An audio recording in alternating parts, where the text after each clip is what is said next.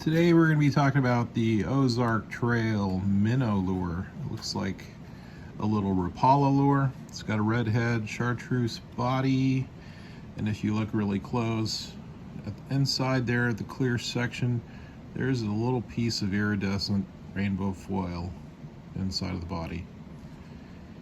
Eagle claw hooks, so it's sharp and it's got a little bit of a lip to it. Dives down to about 1.5 feet, so very shallow diving, perfect for creeks. This is the 16th ounce, and yeah, it's got a little bit of rattle to it. And I have heard that this is an absolute beast when it comes to catching multi-species. I mean, panfish. I've seen people catch carp, drum, catfish, pretty much you name it, trout.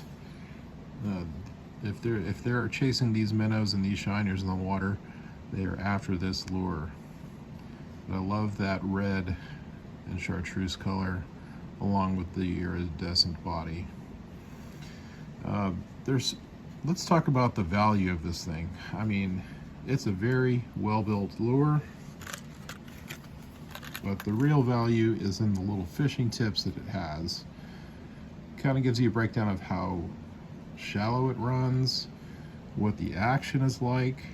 It looks like the head and the tail just kind of bobble back and forth, and just like a real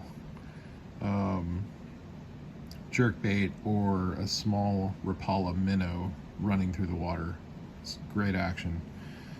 And man, this is probably one of the most valuable tips I've seen in a long time, is tying this what I would call a loop knot.